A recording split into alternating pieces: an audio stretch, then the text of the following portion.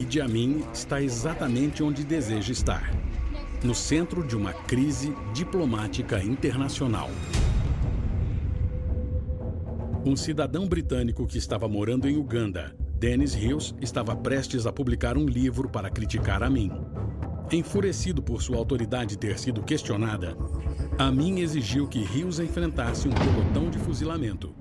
Qualquer cidadão britânico que estiver aqui e se opuser a mim ou ao povo de Uganda estará sujeito às leis do país.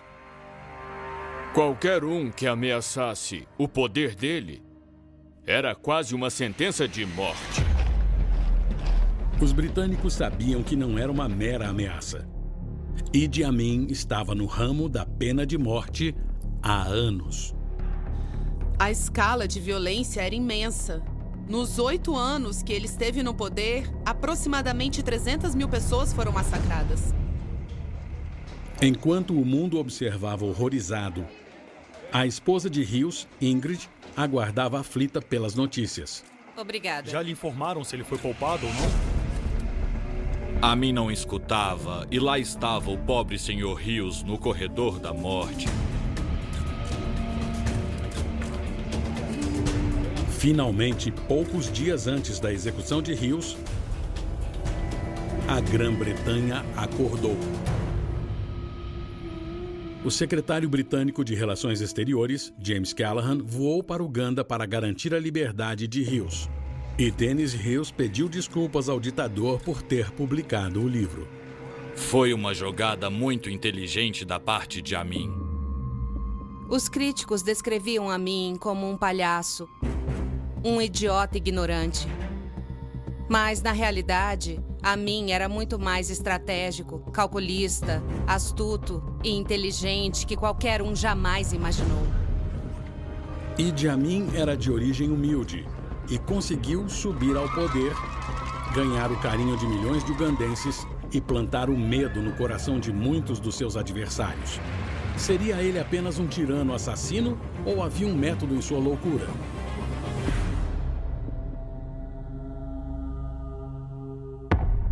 Ditaduras tiveram um enorme impacto nos eventos do século passado. Esses ditadores acabaram aprendendo uns com os outros. Eles são diferentes, mas muitos usam as mesmas táticas.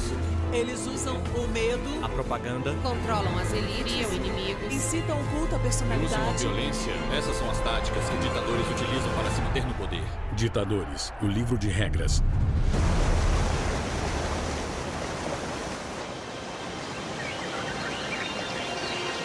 Uganda, 1952. A ascensão de Idi Amin ao poder começou no exército colonial, a instituição que, mais do que qualquer outra, moldou o tipo de ditador que ele veio a se tornar. O rapaz de 24 anos era um jovem cabo ambicioso no regimento King's African Rifles, a força militar de elite do Império Britânico na África Oriental. Indivíduos como Amin eram recrutados pelo King's African Rifles para ajudar os britânicos a manter a ordem. Eles eram os músculos por trás do estabelecimento colonial. Outrora terra de povos tribais livres e reinos antigos e imponentes, Uganda é um protetorado britânico desde 1894. Os britânicos mantiveram o controle total do país, ocuparam as melhores terras com colonos brancos e exploraram os vastos recursos naturais da região. Sujeitos às regras coloniais, africanos como Idi Amin eram condenados a viver com praticamente nenhum poder político ou econômico. Os poderes coloniais pensavam que os africanos eram inferiores a todos os brancos. Eles eram vistos como sendo particularmente primitivos, incapazes de cuidar de si mesmos ou de se autogovernar. E Amin cresceu dentro desse sistema. Amin era de uma pequena tribo chamada Kakwa, parte da minoria muçulmana de Uganda. E como africano, Amin podia até se esforçar para se tornar sargento-major, mas ele jamais poderia se tornar um oficial comissionado. Apesar dessas desvantagens, ele estava determinado a superar as expectativas, romper barreiras e ascender na hierarquia o máximo que conseguisse. Amin estava sempre pensando em como ele poderia progredir. Quando eu entrei para o batalhão, Idi Amin era um soldado muito novato. E embora ele fosse analfabeto, praticamente sem nenhum estudo, não demorou muito para que o nome dele ficasse conhecido. Amin era forte, atlético e tinha muita habilidade no campo de tiro. Ele era conhecido por ser implacável. Coisa que os bons soldados são, eles tinham que ser. As pessoas que o conheceram quando ele era criança diziam que ele era muito violento e, de fato, ele entrava numas brincadeiras de socar outras crianças. E um dos amigos de infância dele disse que havia momentos em que, se ele não intervisse para acabar com a briga, Amin iria matar a outra criança. Mas foi no exército colonial que Amin aprendeu a controlar a violência e a usá-la a favor de seus interesses. Uma lição que ele aplicou diversas vezes em seu caminho para a ditadura. A violência é extremamente importante para qualquer ditador, porque ela pode ser usada como uma oportunidade para não só consolidar o poder, mas também para se livrar de forças opositoras e de ameaças externas. O uso da violência por Amin não era aleatório, era pensado. E o objetivo era sempre manter o domínio. Em 1953, Amin teve oportunidade de usar a violência para chegar ao poder. No Quênia, uma rebelião irrompeu e ameaçou se espalhar pela região. Uma aliança de homens tribais, conhecidos como Mau Mau, alimentados pela opressão colonial, organizaram ataques armados a fazendas e propriedades britânicas. Dezenas de colonizadores brancos foram mortos e o terror tomou conta da população colonial em toda a África Oriental. Os britânicos estavam em pé de guerra porque, pela primeira vez, eles estavam sendo atacados. O objetivo das autoridades coloniais era conter a rebelião a qualquer preço. Os britânicos resolveram o problema usando a força e a violência. Eles escolheram os melhores soldados para liderar a luta. Entre eles estava o cabo Idi Amin. Na primavera de 1953, Amin fez parte da primeira onda de forças coloniais para enfrentar os Mau Mau. Sua habilidade como guerreiro seria testada em uma patrulha noturna em meio à floresta tropical do Quênia. A lembrança que eu tenho é que Idi Amin estava, na verdade, liderando a patrulha na época. Nós caímos numa emboscada armada pela gangue dos Mau Mau. E ele foi quase decapitado. Idi reagiu extremamente rápido. Em seguida, o resto da gangue dos Mau Mau começou a nos atacar também e nós só nos enfrentamos uma vez, bem rapidamente. O conflito foi tão letal quanto rápido. Diversos membros dos Mau Mau foram mortos e o restante fugiu. Amin estava envolvido em tipos extremamente cruéis de violência contra os Mau Mau. Mas claro que isso era algo que agradava aos britânicos. Ao longo da década de 1950, com o avanço da guerra de guerrilhas dos Mau Mau, Amin viu diversos combates e desenvolveu uma reputação violenta que agradou seus oficiais comandantes.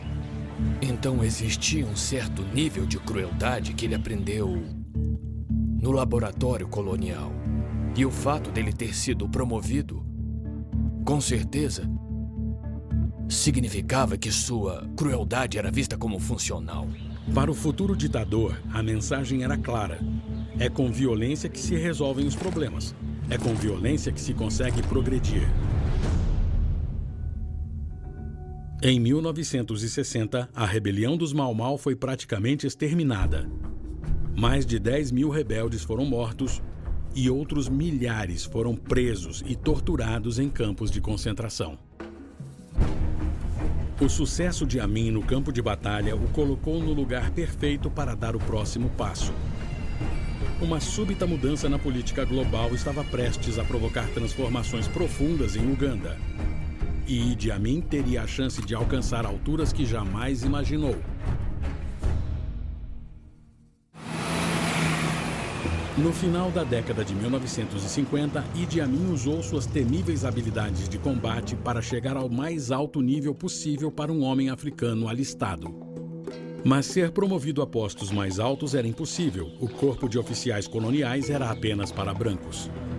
Mas em 1960, as perspectivas de Amin mudaram da noite para o dia. O primeiro-ministro britânico Harold Macmillan anunciou uma decisão que transformaria o continente. A Grã-Bretanha concederia independência a todas as suas colônias africanas. Após a Segunda Guerra Mundial, ficou cada vez mais óbvio para os britânicos que eles não poderiam manter o império daquela mesma maneira. Tanto pela fraqueza econômica, por terem travado uma guerra tão longa, quanto pela pressão internacional. Em Uganda, mudanças dramáticas começaram antes mesmo dos britânicos recuarem. Eleições democráticas foram realizadas para decidir o novo líder do país. E pela primeira vez, os soldados negros tiveram a oportunidade de subir na hierarquia dos homens alistados. Em 1961, Amin foi promovido a tenente, o primeiro de 2 oficiais ugandenses em todo o exército colonial. Finalmente, no dia 9 de outubro de 1962, foi declarada a independência de Uganda do Reino Unido. E a transferência de poder estava completa. Idi Amin, juntamente com milhões de cidadãos ugandenses, comemorou a sua independência do domínio estrangeiro. Na época da independência, eu estava no governo como funcionário público. E todos nós ficamos animados e emocionados. Aqui estamos nós, jovens e negros, tomando as rédeas do país. Para Idi Amin, o fim do colonialismo lhe deu um status que ele jamais sonhou ser possível. Ele finalmente tinha a oportunidade de subir ainda mais na hierarquia e se tornar o comandante supremo do exército.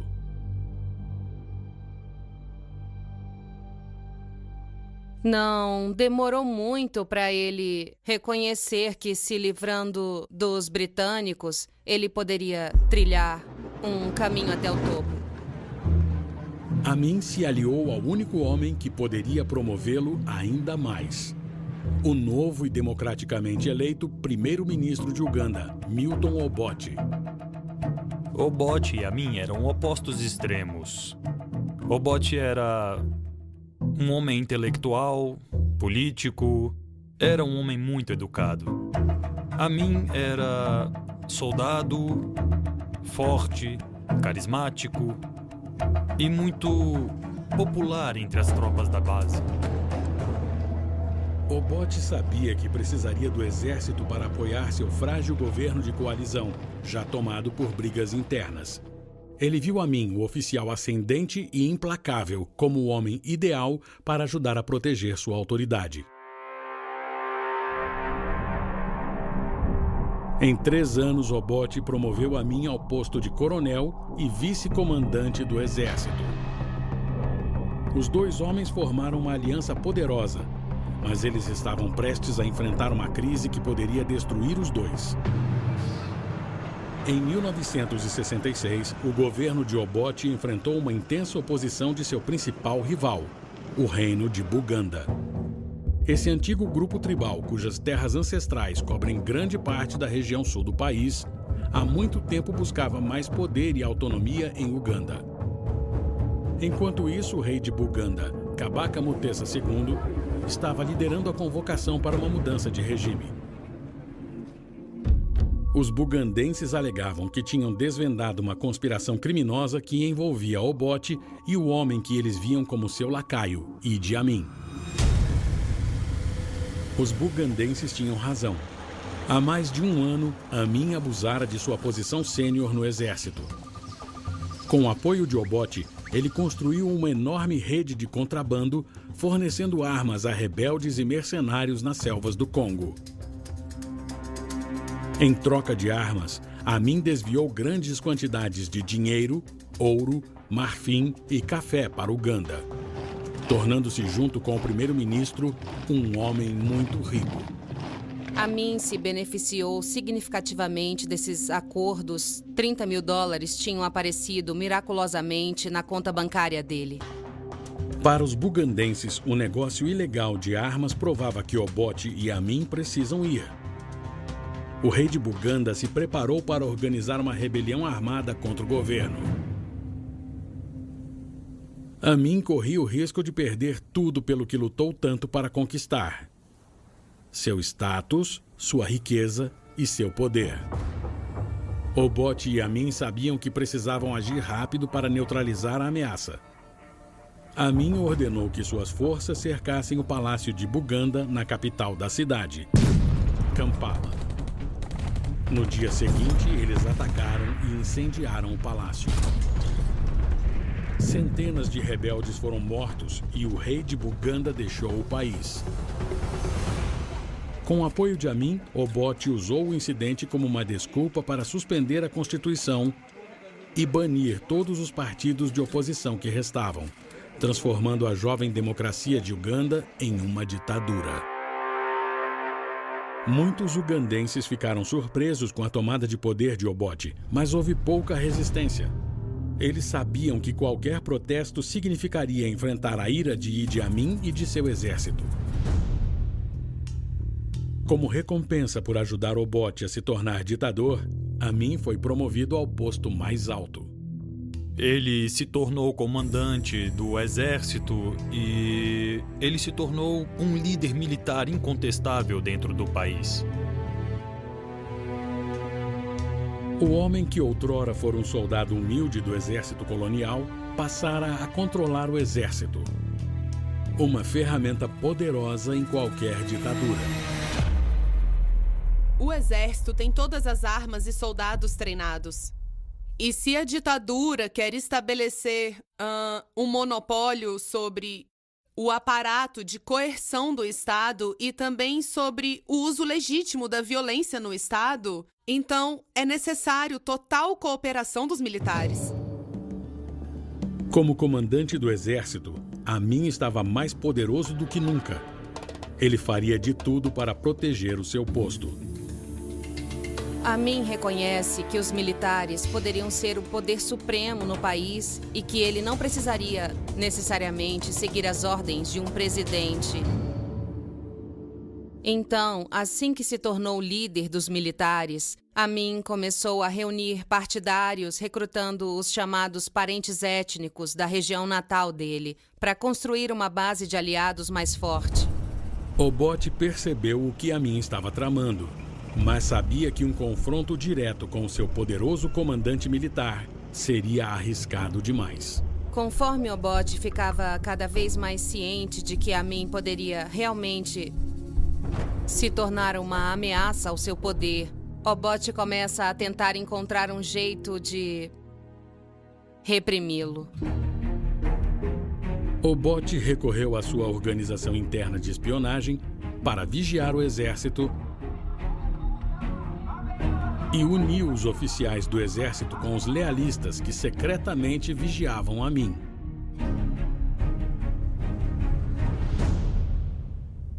Então, com o passar do tempo, ele montou uma partida calculada de xadrez. Em 1971, Obote acreditava ter apoio suficiente no exército para fazer uma investida contra o seu comandante desleal. Obote planejava privar Idi Amin de seu posto, seu poder e até de sua liberdade. 1971. o ditador de Uganda, Milton Obote, e o comandante do seu exército, Idi Amin, estavam travando uma amarga disputa pelo poder. Obote acreditava ter o plano perfeito para derrubar o seu rival para sempre.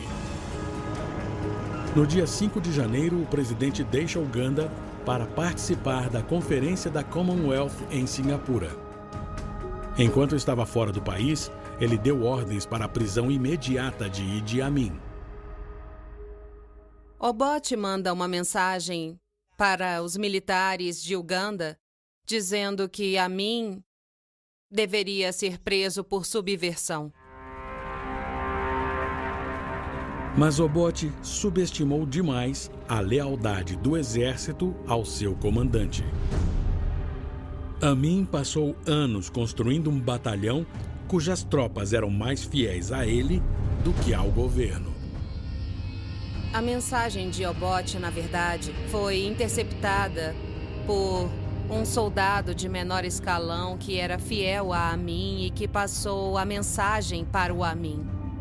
Ele sabia o que estava acontecendo e sabia que seria eliminado. Amin revidou a investida de Obote com a cartada final. Com o apoio de seu fiel exército, ele armou um golpe.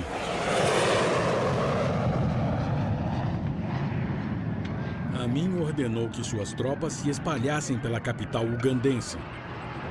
Tanques cercaram a residência de Obote e bloquearam as estradas principais. Suas forças travaram batalhas armadas com as poucas unidades do exército ainda leais a Obote. Em poucas horas, a oposição foi destruída e Amin assumiu o controle de Uganda. Milton Obote, a milhares de quilômetros de casa, foi pego de surpresa. O Dr. Obote vai voltar a Uganda como um cidadão de Uganda, mas não como presidente da República de Uganda. Mas Obote não voltou para casa. Em vez disso, as forças de Amin o mandaram para o exílio na Tanzânia. Amin derrotou o seu oponente e alcançou o poder. Mas ele ainda precisava enfrentar um grande problema. Muitos ugandenses estavam extremamente desconfiados do comandante militar que estava no comando do país. Muitas pessoas estavam no limite. Elas estavam muito nervosas com o que estava por vir. Amin surgiu com uma solução política sagaz. Para ganhar o coração do povo, ele deixou suas tendências agressivas de lado e lançou uma campanha carismática por todo o país. Quando Amin chegou, as primeiras semanas foram só de viagens pelo país. Amin era um mestre estrategista.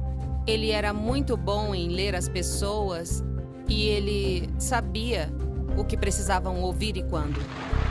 Amin assegurou ao público que, sob sua liderança, a promessa da independência finalmente seria cumprida. Melhores moradias, melhores empregos, um futuro melhor. A fala dele era extremamente anticolonialista. Ele falava a língua do povo africano, assumindo o poder do seu próprio país e de sua própria economia. Ele fez todas as jogadas certas. A popularidade de Amin disparou ainda mais quando ele prometeu um retorno à democracia. Ele representou um novo começo. Era uma época de possibilidades, esperança e entusiasmo. Mas a popularidade extraordinária de Amin e seu recém-descoberto poder o levaram a considerar um plano diferente. Março de 1971. Apenas 2 meses após o golpe, Amin extingue toda a esperança da democracia. Ele restabeleceu uma ditadura e toma Uganda para si. O poder corrompe. Logo, uma vez que você ocupa essa posição e se dá conta como indivíduo do que você pode fazer com aquele poder, Você quer mantê-lo em vez de entregá-lo de bandeja. Amin tinha o apoio de grande parte da classe baixa do país, mas o novo ditador enfrentava uma oposição ferrenha de muitos que ainda acreditavam que Milton Obote era o líder legítimo de Uganda. Logo no início do regime, ele estava morrendo de medo de ser derrubado. Diversos líderes militares, oficiais do governo e soldados que estavam ligados ao ex-presidente Milton Obote eram uma ameaça para mim, porque eles tinham potencial para ameaçar o governo dele. Amin estava determinado a não ter o mesmo destino do seu antecessor e agiu rápido para eliminar qualquer divergência. Ele seguiu o caminho de inúmeros ditadores que o antecederam e construiu uma arma potente para se defender e defender o seu regime contra ameaças internas. Ter o controle da polícia secreta é uma ferramenta incrivelmente importante em qualquer ditadura, principalmente no começo. Eles precisam mandar uma mensagem clara e direta: ninguém que for desleal sobreviverá ao regime. Amin começou a criar um estado policial em Uganda. Ele estabeleceu uma vasta rede de agentes secretos, espiões e fiscais em todos os níveis do governo, no exército e até nas ruas. Muitos membros da polícia secreta de Amin eram facilmente identificáveis. Eles usavam camisas floridas, óculos escuros e dirigiam carros chamativos. O que aconteceu depois que o golpe deu certo? Ele só estava interessado em como o exército agia com os que se opunham à sua liderança. A polícia secreta fez milhares de prisões, cercando alvos sem aviso prévio, dia ou noite, em quartéis militares, ruas públicas e casas particulares. Se ele suspeitasse que você estivesse conversando com algum oponente, ele não perdia tempo e te eliminava instantaneamente, sem submeter os suspeitos ao sistema judicial. Ele simplesmente cometia assassinato. No primeiro ano do regime de Amin, estima-se que 12 mil ugandenses tenham sido assassinados pelo Estado. Eles queriam certas pessoas fora do caminho, porque eles as consideravam infecções que poderiam se espalhar. E eles queriam usá-las como exemplos do que poderia acontecer com você se você saísse da linha.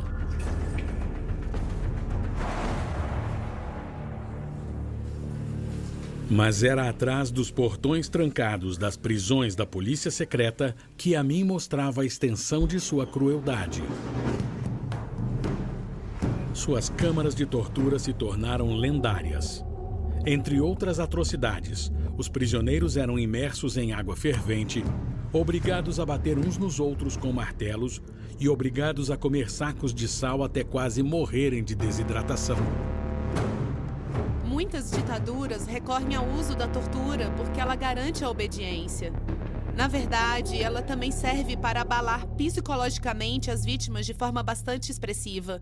Assim, elas jamais tentarão desafiar o regime novamente. Amin queria garantir que todos em Uganda entendessem o preço da deslealdade. Execuções públicas se tornaram eventos comuns. Ele queria mandar uma mensagem muito clara para os seus oponentes: a deslealdade não será tolerada. Qualquer um que ameaçasse seu poder receberia uma sentença de morte.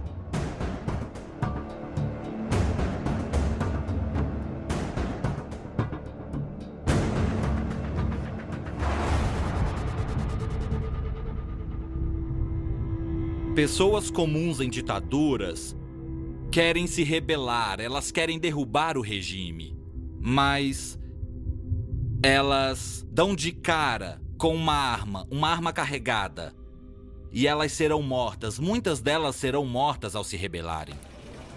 Ugandenses de todas as classes sociais tinham consciência de que estavam sendo vigiados e que se opor a Amin significava pedir para morrer. Todos em Uganda, membros das Forças Armadas, da polícia e da população, são responsáveis pela minha segurança. E assim que eles ouvirem alguém praticando atividades subversivas ou planejando qualquer coisa contra mim, eles vão reportar essa pessoa direto para a polícia. Os assassinatos de Amin perduraram até o fim de seu governo. E as mortes atingiram todos os setores da população. Militares, fazendeiros, estudantes, funcionários e até figuras religiosas.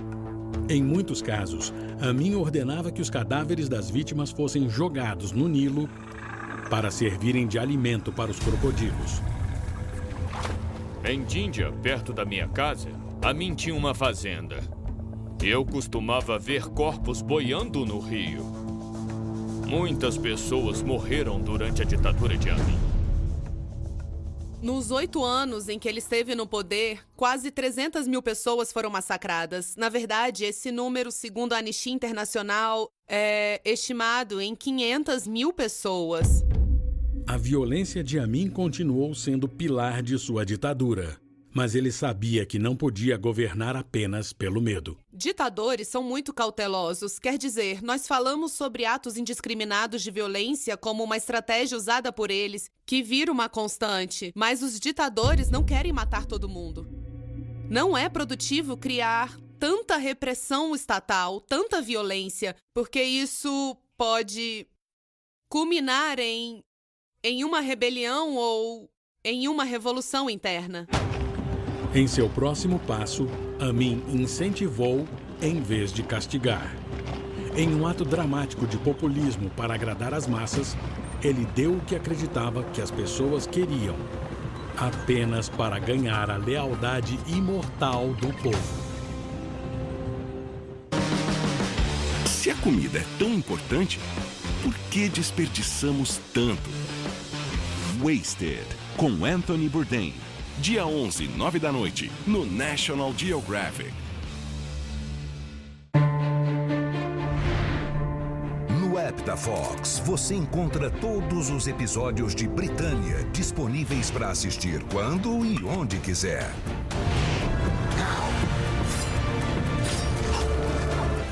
Renda-se e nada será como antes. Fox App. As melhores séries com todos os episódios já disponíveis é no Fox Premium. Assine já. Eu sempre anotava os preços que encontrava para o meu hotel favorito num papel, até achar o mais barato.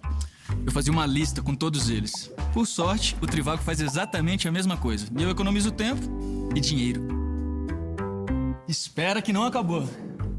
O meu hotel favorito em Fortaleza é o Blue Beach Front. E como eu uso o Trivago, sempre me pergunto: por que alguém ligaria para saber o preço se no Trivago dá para ver o preço que o hotel oferece e de outros sites e aplicativos por aí? Hotel Trivago. Existem algumas maneiras de conhecer a Rainha Elizabeth. Você pode compor músicas de sucesso, aprender a tocar múltiplos instrumentos, formar uma banda reconhecida nacionalmente, formar uma banda reconhecida mundialmente, ganhar mais de 10 Grammys, ir morar no Reino Unido, contribuir para a economia, desenvolvimento e vida pública da Inglaterra, prestar um serviço considerado excepcional pelo Comitê do Palácio de Buckingham, ser nomeado Cavaleiro da Ordem Real da Rainha e, finalmente, conhecer a Rainha. Ou você pode se encontrar com ela no Especial God Save the Queen. Novo episódio sábado, 9 da noite. No National Geographic. Quem entendeu o que os gringos falam e perdeu o medo do inglês? Óculos Legenda. Com eles o gringo fala... Fala aí, gringo. You look beautiful, Tata. E você entende tudo. Olha isso. Mas que bobagem, hein? Aprenda de verdade na maior escola de inglês online do mundo. A English Tal, agora English Live. Ligue agora e ganhe 50% de desconto. Mude de vida, ligue 0800 718 8888 e ganhe 50% de desconto. English Live. Apresentamos nós, o pessoal que trabalha no Booking.com, o maior site de acomodações do mundo. A gente também usa mapas. Se joga, faz maluquice, se molha, cansa e sente muita fome. Igualzinho a você. E aí, como podemos te ajudar? Black Time Ponto Frio é uma corrida contra o tempo. Ofertas incríveis com hora pra acabar. Leve agora Moto G6 com câmera traseira dupla por R$ 1.299. Baixou o preço nas lojas e no site. Notebook Dell 2 em 1 com Intel Pentium só R$ 1.899. E por tempo limitado tem Smart TV 65 Samsung 4K por R$ 359 mensais. Não perca tempo e nenhuma oferta. O Ponto Frio descomplicou com a Black Time. Minhas peças são inspiradas por viagens e estou sempre buscando meu próximo voo. Eu uso Kayak para pesquisar centenas de sites e sempre encontro a melhor passagem.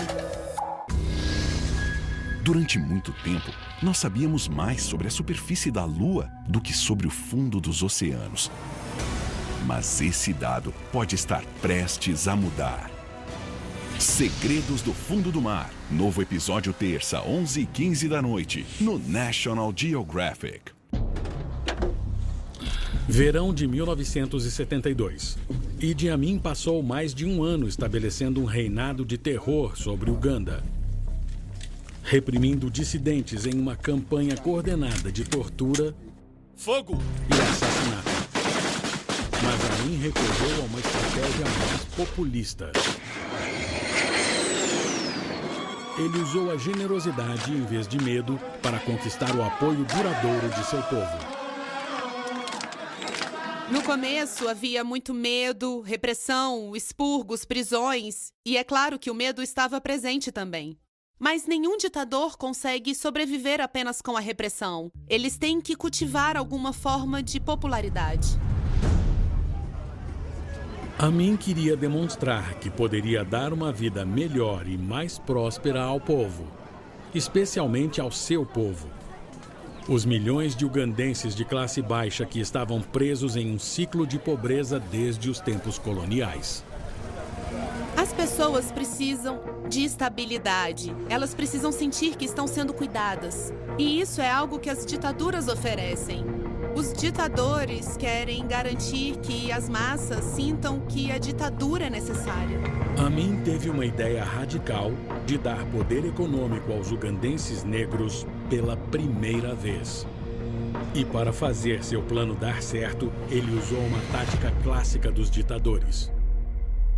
Se você quer unir as pessoas e quer dar às pessoas a sensação de que o ditador deve estar no poder porque ele é um salvador ou um guardião dos interesses do povo, criar um inimigo é uma estratégia extremamente eficaz. No caso de Idi Amin, esse inimigo tinha nascido do preconceito em relação aos indianos, o que era muito comum na época. O alvo escolhido foram os colonos do sul da Ásia, que viviam em Uganda. Os asiáticos do sul foram trazidos para Uganda pela primeira vez pelos britânicos no século XIX para ajudar a administrar a economia colonial. Os britânicos acreditavam que os africanos não eram capazes de ocupar essas posições econômicas, de gerenciar lojas e pequenas empresas. Basicamente, os asiáticos estavam comandando praticamente toda a economia ugandense. Em 1972, os ugandenses asiáticos representavam apenas 1% da população, mas eram donos de 90% dos negócios do país. Após transformar os asiáticos em um alvo e retirar o controle da economia das mãos deles, Amin acreditava que poderia transferir poder e prosperidade para os ugandenses negros. Uma ação que provocou indignação ao redor do mundo e definiu o restante de sua ditadura. No dia 5 de agosto de 1972, Amin ordenou a expulsão de toda a população asiática de Uganda. Cerca de 55 mil pessoas. O senhor quer mesmo expulsar todos os asiáticos? Sim, eles precisam voltar para o país deles. Foi no início de agosto de 1972 e estávamos com o rádio ligado e ouvimos algo sobre a expulsão dos asiáticos. E nós não estávamos cientes e então pensamos, não pode ser, isso deve ser algum tipo de piada ou algo assim. Mas Amin provou que estava falando muito sério.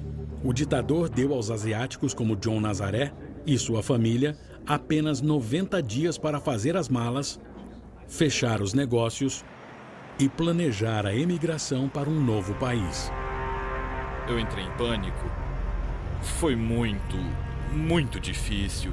Não dava nem para levar a sério. Eu não sei se era apenas um mecanismo de defesa do cérebro para amenizar as coisas, porque você tinha que rir para não chorar.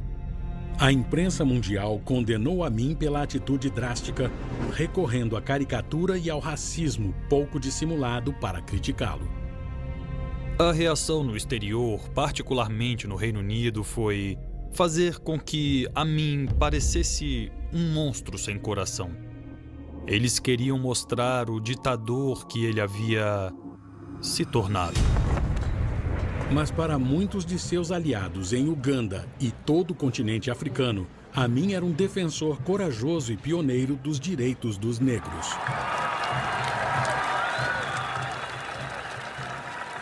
No final, mais de 50 mil ugandenses de origem asiática foram expulsos do próprio país.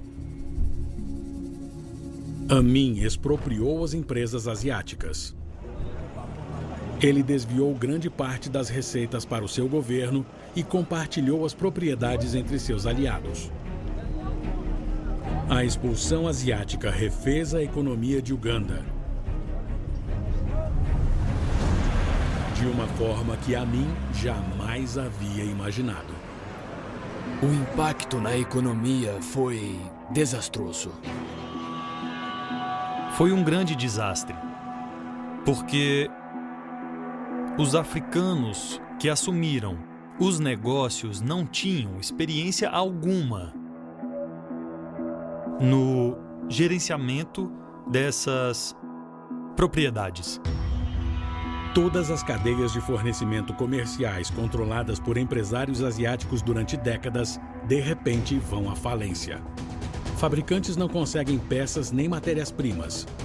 O desemprego dispara. As prateleiras das lojas ficam vazias e itens domésticos básicos, como fósforos e açúcar, ficam indisponíveis.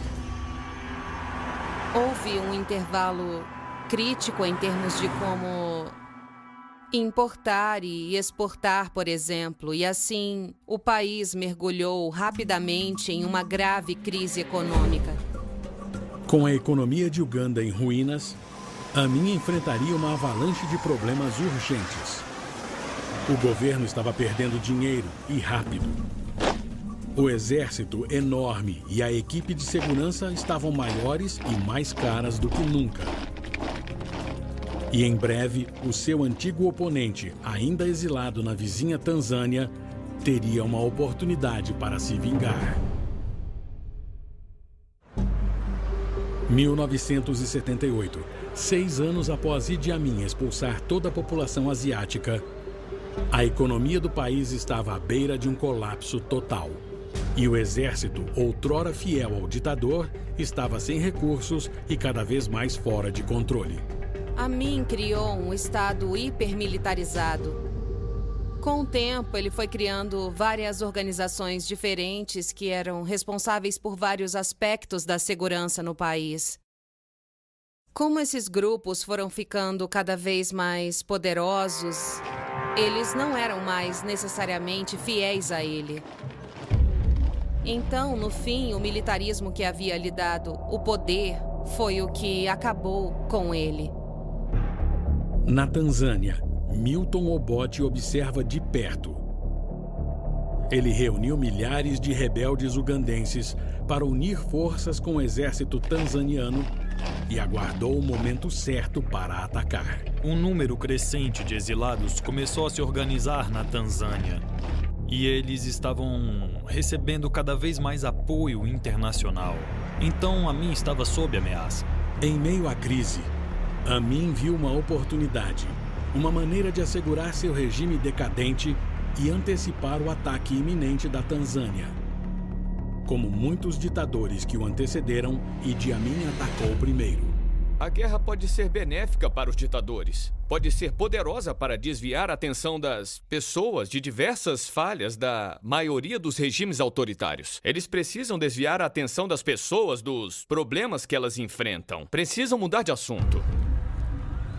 O objetivo da guerra era tentar dar aos soldados algo concreto em que eles pudessem se concentrar para que não se envolvessem em atividades proibidas, como questionar a autoridade do Estado. Em outubro de 1978, as forças de Uganda invadiram a Tanzânia.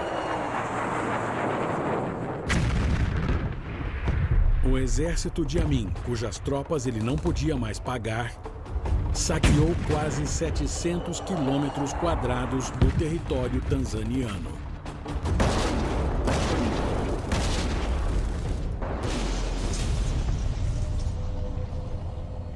Durante a invasão, eles massacraram tudo aquilo que eles viam pela frente. Relatórios sugerem que foi destruição total. A aposta de Amin em uma guerra contra a Tanzânia parecia ter valido a pena. Ele declarou uma grande vitória. Mas ele julgou mal a força de vontade do inimigo e a força do seu próprio exército. Os tanzanianos não iam aceitar numa boa e, de fato, eles voltaram com força total e retomaram o território deles, obrigando Amin e suas tropas a voltarem para Uganda.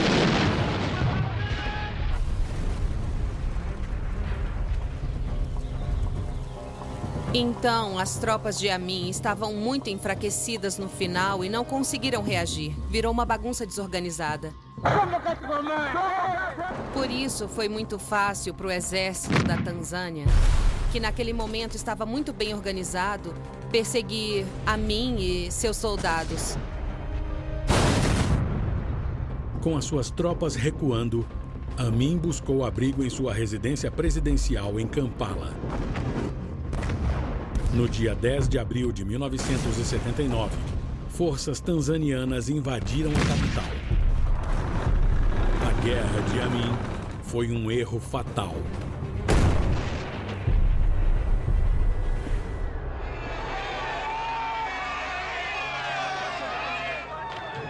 Todo esse episódio, desde que Amin percebeu que estava perdendo o controle do regime, até a decisão infeliz que ele tomou e o erro que cometeu, tudo isso foi um passo em falso para Idi Amin, foi o fim dele. Por meio de uma combinação de carisma e violência brutal, com o apoio de um estado policial, Idi Amin conseguiu governar Uganda e confundir o mundo inteiro durante 8 anos. Mas finalmente chegou o fim.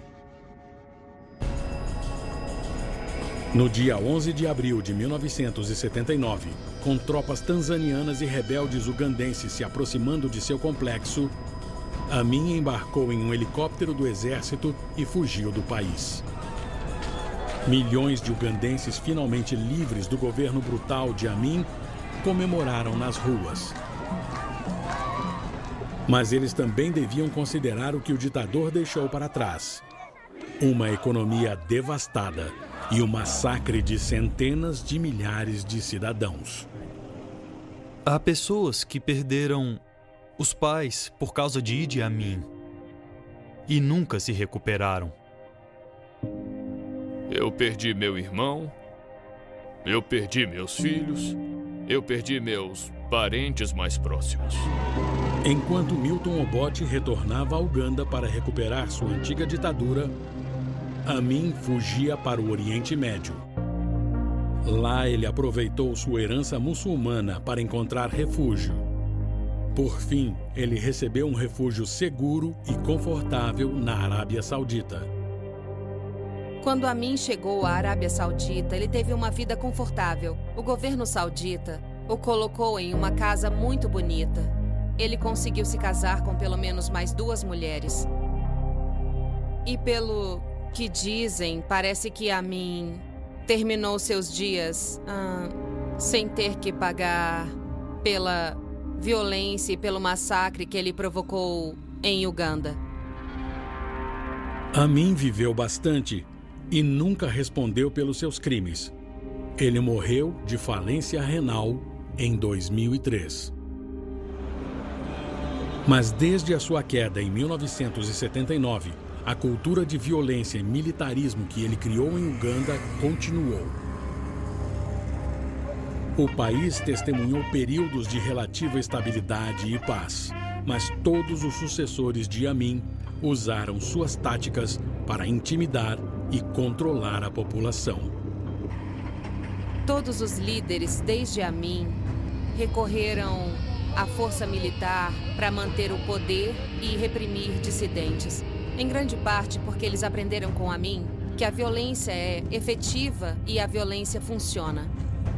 A violência manifestada e apoiada pelo militarismo de Amin ainda perdura e é um de seus legados mais duradouros.